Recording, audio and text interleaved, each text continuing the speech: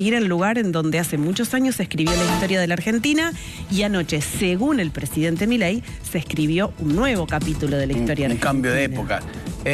¿Puedo empezar por lo que me pareció lo más importante, Por pero lo de que alto quieras, nivel político? Por lo que quieras. ¿Cómo se cantaron de frío? ¿Qué frío que hace? Es que hace mucho frío y a la noche, sí. Y en la casa Porque yo histórica ni te pensé que cuento. digo, bueno, en Tucumán estaré unos grados más que Córdoba. ¿No estaba más o menos parecido de Córdoba?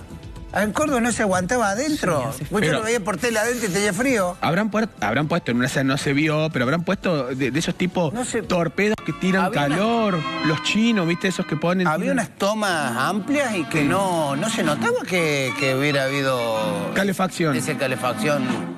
Sí, que en algunos lugares, en los bares que están afuera, que los ponen... Sí, que ponen el chino ese y si no uno que es como un cañoncito que tira calor. Hay unas imágenes, hay una foto que me mandaron de como a la 1 de la mañana de Yarlora, la cara así como aterida de... La nariz colorada que te da el frío. Pero, bueno, a mí me pareció lo más resaltante. Sí, frío. Bueno, está bien. Pero obviamente, pero hablando en serio, se trató de un acto muy importante que seguramente será inscrito en la historia. Ayer decíamos, no tiene unos efectos prácticos, pero sí tiene una señal política fuerte, ¿no? Con un presidente que, como decía vos, Ale, habló que era un cambio de época. A ver, lo escuchamos.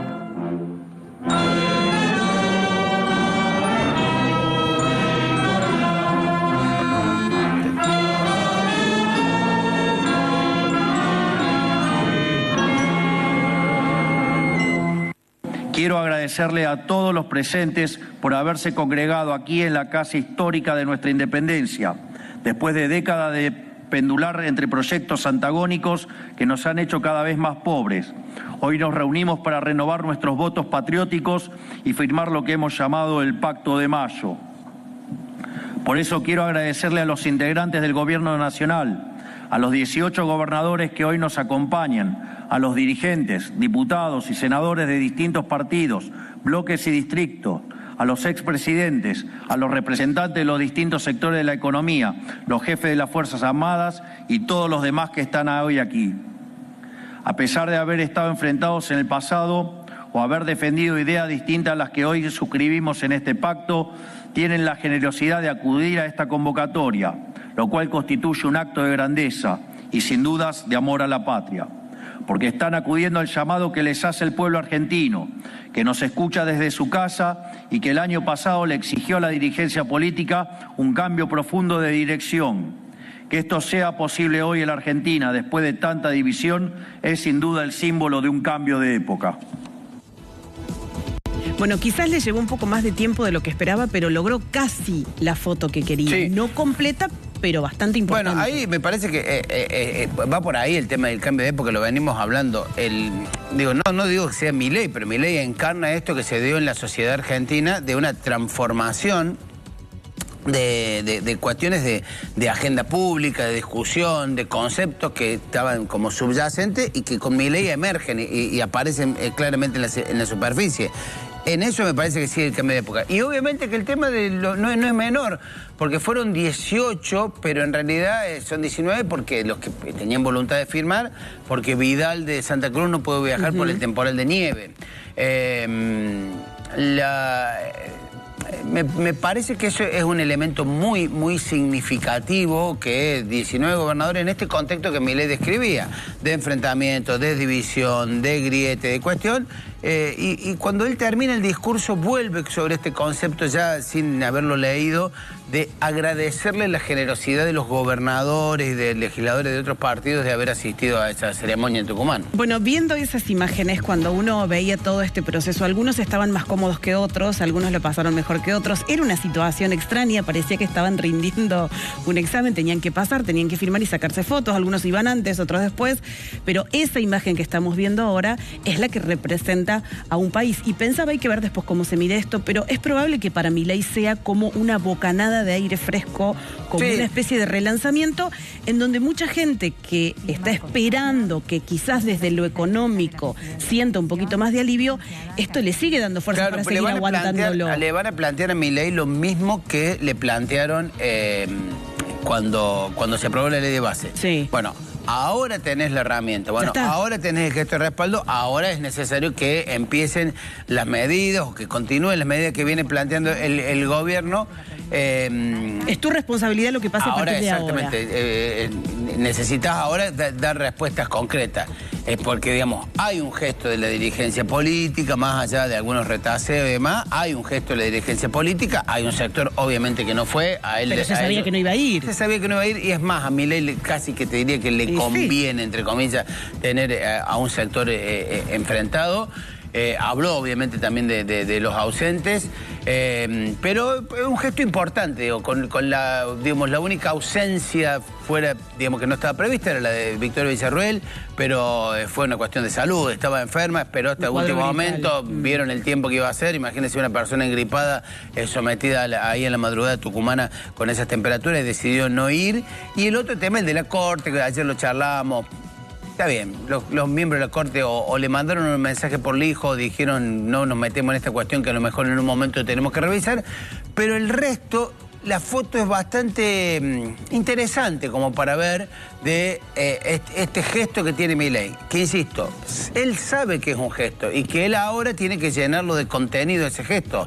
Contenido que tiene que estar en algunas medidas concretas, ¿no? Ni hablar. Y también tiene, me parece, esta imagen que estamos viendo, lo que Milei quería, que siempre trabaja mucho desde el simbolismo, desde la representación, por eso elige la Casa Histórica de Tucumán, por eso elige el salón en donde se firmó esas primeras bases de nuestra independencia y de nuestra democracia. Ahí estamos viendo precisamente el momento en el que el gobernador de Córdoba iba a firmar también. Sí, que fue muy afectuoso en esa. Casi todos los gobernadores, salvo Zamora, pero la mayoría de los gobernadores, un saludo muy afectuoso, con una foto de rigor.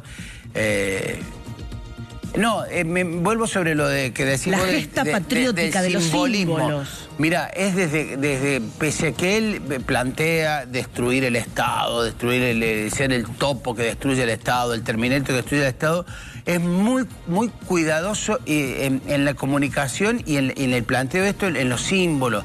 Lo vimos acá en Córdoba, en todo el tipo de actos, esa foto que después la vamos a ver de cómo todos los dirigentes de la Libertad Avanza, empezando por él, subieron del parecido que había entre la firma del acta de la independencia y con las redes. El acta esta. Toda esa parte, ahí está, mirá. ¿Ves? La de arriba es una pintura, obviamente. Te da como más grande la habitación, pero... Es la pintura de... Es el mismo lugar. Sí. Es el mismo lugar y además el lugar hoy actualmente está preparado como un museo para que vos vayas y veas. Es más, ahí se ven los cuadros de las personas que estaban en ese momento en esa gesta. La verdad que para la historia cuando vos estás estudiando historia, cuando sos chico, ir a la Casa de Tucumán es maravilloso. Es un lugar muy hermoso. Muy lindo. Fueron 33 representantes en aquel momento que firmaron la declaración de independencia de algunas provincias argentinas, no de todo. En el caso de Córdoba hay una particularidad histórica con Córdoba. ¿Cuál, Roberto? Córdoba firmó 2 veces la independencia. Es la única provincia que firmó 2 veces, porque hay una declaración de independencia que la historia prácticamente no analiza, que es la de 1815, que la lidera Artigas, de la Liga de los Pueblos Libres, de todas las provincias de la Mesopotamia y la banda oriental, que después fue un país aparte, que fue Uruguay.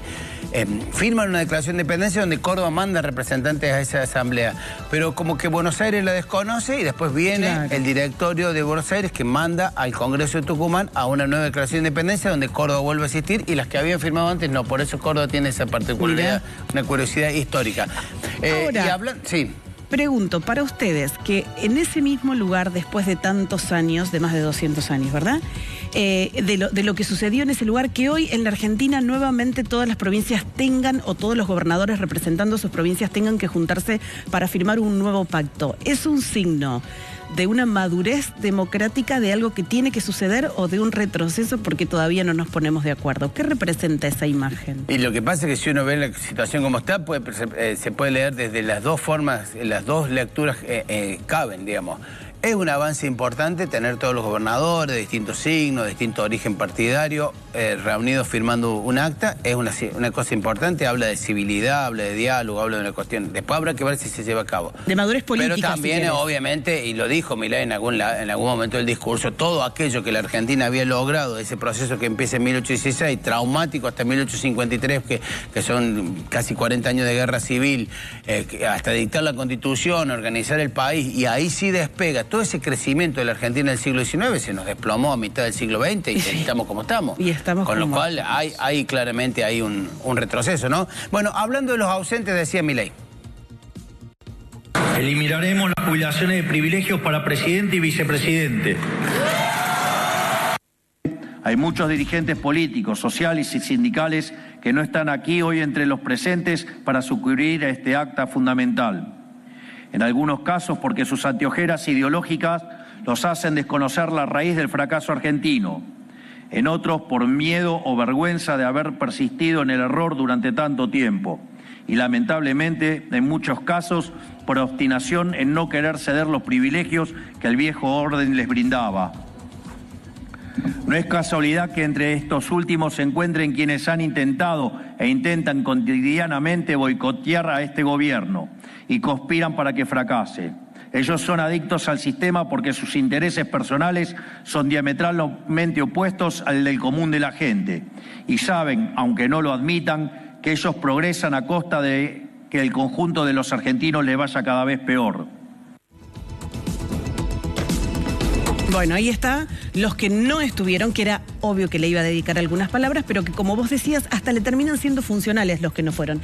Está bien que no hayan ido los que no fueron. Sí, imagínate, bueno, en un ratito vamos a ver, vamos a repasar en el próximo bloque las percepciones de los ciudadanos respecto a Milei. Pero imagínate que Alberto Fernández te escribe una carta enseñándote cómo gobernar, te viene bárbaro, son respaldos, o sea, son ausencias que en ese caso le suman. Obviamente que si hubieran todos los 24 gobernadores hubiera tenido un simbolismo mucho más fuerte, ¿no? Y a mí uno de los puntos, se quedó en varios puntos, pero hemos estado hablando... Alejandra contaba que fue incorporado en la declaración esta del decálogo. El último tema que se coló. Del Pacto de Mayo, que era la educación a instancia del bloque del radicalismo, que pidió decir, nosotros vamos a firmar, pero pongan un punto sobre educación. El enunciado habla sobre la educación primaria y secundaria, sí. Pero Milei en su discurso planteó todo un debate que me parece va a generar una fuerte discusión sobre el tema de la educación superior, sobre el tema de las universidades. A ver. El sistema educativo tiene que ser integrar a los estudiantes a la sociedad conforme a sus normas. Con el analfabetismo nos hicimos los despistados durante décadas y aquí estamos hoy, en una situación incompatible con la tradición educativa de nuestro país, que fue el primero en terminar con el analfabetismo en el mundo. Con los demás problemas del sistema educativo no nos podemos hacer los despistados, los tenemos que abordar antes de que sea demasiado tarde. Por eso les hablo hoy aquí de virar a una educación útil y moderna, útil para los jóvenes, para que cuenten con las herramientas para insertarse y desarrollarse en el mercado laboral y en la sociedad en general. Y por eso insisto a la dirigencia política y a la sociedad civil a concentrarnos en reconstruir la base del edificio educativo y de la formación humana de los argentinos, que es la escuela, porque no hay edificio que perdure si sus cimientos están vencidos. Bueno, y ahí plantea esto que digo que va a generar controversia. Cuando él dice, bueno, hay que cambiar algunos paradigmas de la educación superior, de la educación universitaria, obviamente con uno de los sectores donde más enfrentamiento ha tenido Milei, y dice que la universidad fabrica profesiones que por ahí la sociedad no necesita, contadores, abogados, y plantea una discusión interesante, que la universidad no siempre acepta dar. La mayoría de los egresados que genera la universidad terminan en el sector público. O sea, como que el Estado está buscando un tipo de profesionales que por ahí el resto de la sociedad o el sector productivo no necesita.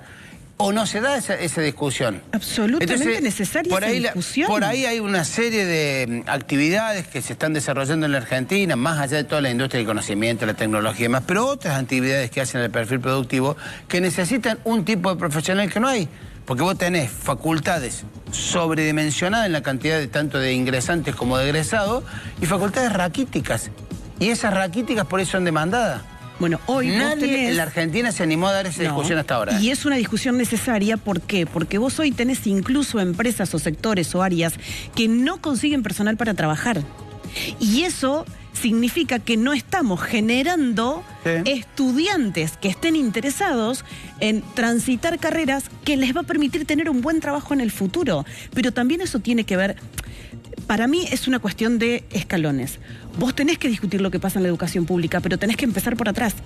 Y celebro que estemos hablando de algo cuyos resultados no se van a ver ahora, Roberto. Porque si hoy empezamos a modificar esto, los resultados positivos los vas a ver de acá por lo menos a 15 o 20 años hacia adelante. Sí, pero que es todo el transcurso escolar que tiene que hacer un niño o una niña. Sí, pero es hora que la comunidad universitaria se siente a pensar cuántos ingresantes tienen cada carrera y para qué sirven esos egresados. ¿Por qué tienen miedo de tener esta discusión? No sé, la verdad que me parece que la universidad, que ha sido siempre un ámbito de discusión pública abierta, se terminó cerrando y son discusiones endogámicas, muy hacia adentro. ¿Pero que la sociedad necesita participar? Debería, porque aparte es la sociedad la que aporta, porque lo que aportan para mantener la universidad son muchísimos argentinos que no pueden mandar a sus hijos a la universidad. Es más, yo estoy segura de que mis hijos, que ya están más grandes, pero ustedes si nos están escuchando que tienen hijos más pequeños, es probable que cuando les toque ir a la universidad estudien carreras que hoy no existen. Eso tiene que pasar. Una sociedad va modificando los profesionales que necesita porque se va modificando los hábitos, las costumbres, los consumos, los servicios. Sí o sí tenés que ir modificando las carreras que podés ofrecer. Sí, la carrera de programación, Ale, cuando nosotros éramos chicos no existía. O era muy raro aquel que estudiaba programación. Estudiabas algo similar. Sí. Es más, son materias que se transformaron en carreras que en su momento era solo algo que podías cursar. Para eso no hay que tenerle miedo. Decir, bueno, esta carrera desaparece. O hay que desalentarle que solo estudien lo que tienen recontra vocación y que el resto vaya y se canalice y se capacite en otras cosas. Y te voy a decir algo sobre eso. Vos no tenés que esperar que las generaciones que defienden esos espacios vayan desapareciendo. A esa discusión la tenés que dar antes para poder atender a una demanda que hoy no podés atender.